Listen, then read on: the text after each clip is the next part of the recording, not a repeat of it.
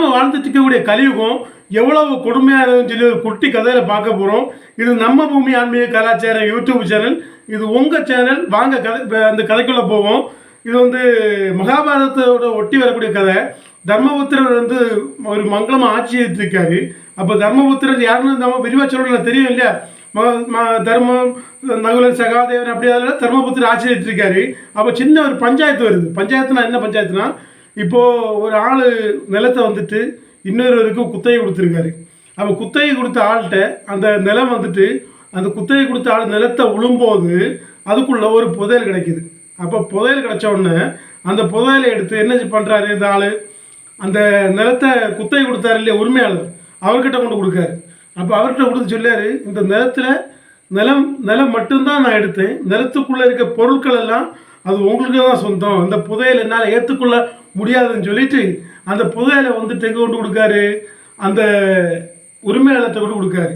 அப்போ உரிமையாளர் சொல்லியாரு, உனக்கு நான் இப்போ 1 வருஷம் குத்தகை தந்திருக்கேன், அந்த குத்தகைக்கு தந்ததுனால இந்த பொருள் உனக்கு தான் சொந்தம் திருப்பி கொடுக்காரு. அப்போ எவருக்கும் வேண்டாம், அந்த பொருள் அவருக்கும் வேண்டாம். அப்போது இந்த பஞ்சாயத்து எங்கே போகுதுன்னா நம்ம தர்மபுத்திரத்தை போகுது. அப்போது அந்த நம்ம என்ன கதை சொல்ல வரணும், கலியுகம் எவ்வளோ கொடுமையானது, இந்த கலியுகத்தில் என்னெல்லாம் அசம்பாவிதம் நடந்துட்டுருக்கு, எவ்வளவு ஒரு கொடியமான ஒரு கலியுகத்தில் நம்ம கஷ்டப்பட்டு வாழ்ந்துட்டு இருக்கோம்.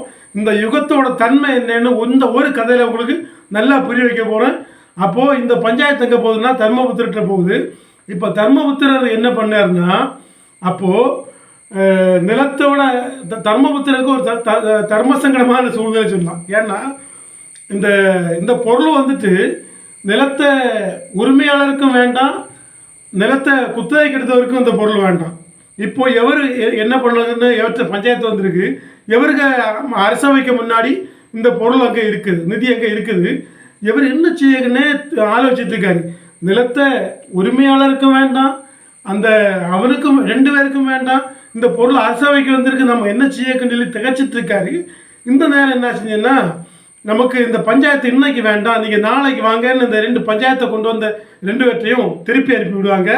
மறுநாள் அரசவை கூடுது. அப்போது மறுநாள் அரசவை கூடுது.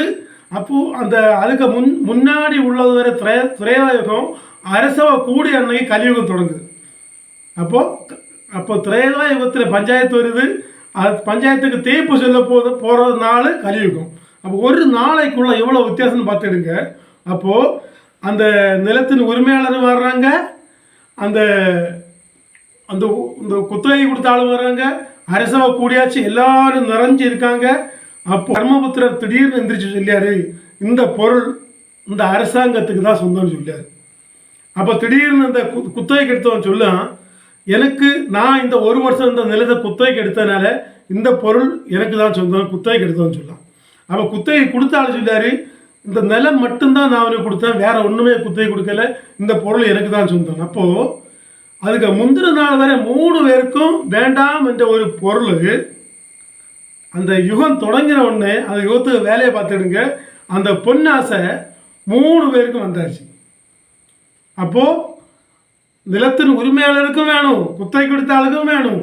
இப்போ திடீர்னு தர்மபுத்திரர் சொல்வார், ஆக்கப்பட்ட பொருள் எல்லாம் அரசாங்கத்துக்கு சொந்தம், அரசாங்கத்துக்கு இங்கே அரசவைக்க விட்டுருக்கேன்னு அவர் கேட்காரு. அப்போ கடைசியில் முடிவாக எடுத்தது அரசர் தான் அந்த பொருளை எடுத்துக்கிட்டாரு. இந்த கதையோட கருத்து என்னென்னா, இந்த கலியுகம் எவ்வளோ கொடுமை வாய்ந்த கலியுகம், எவ்வளோ மண்ணாசை பொன்னாசை பெண்ணாசை, இவ்வளவு ஆசைகளும் இவ்வளவு துரோகங்களும் இவ்வளவு பிரச்சனைகளும் நிறைஞ்ச ஒரு கலியுகத்தில் வாழ்ந்துட்டு இருக்கோம். ஆனால் இதுக்கெல்லாம் ஒரு விடிவு காலம் இருக்குன்னா கண்டிப்பாக ஒரு இறையருள் மட்டும்தான். நம்ம இறைவன் தொழுவோம், அந்த கலிபுருஷனோட நீசரோட ஆட்டத்தை அடக்க நமக்கு இறைவன் தான் மிகப்பெரிய வரம். இறைவன் வேண்டுவோம், சுபிஷமாக வாழ்வோம். அந்த கலியுகத்தில் மிகவும் மிகவும் மிகவும் கஷ்டம் வாழ்வது. ஏன்னா மற்ற யுகங்களையும் காட்டியும் கலியுகம் வாழக்கு தகுதி இல்லாத ஒரு யுகம்னு சொல்லலாம். அவ்வளவு பிரச்சனைகள் வந்துட்டே தான் இருக்கும். நம்ம இப்போ அனுபவிச்சுட்டு இருக்க கலியுகத்தில் நிறைய விஷயங்கள். இது ஒரு குட்டி கதை தான். இன்னும் அடுத்த கதைகளில் நிறைய பார்ப்போம். மிக்க நன்றி, வணக்கம். ஓம் நம.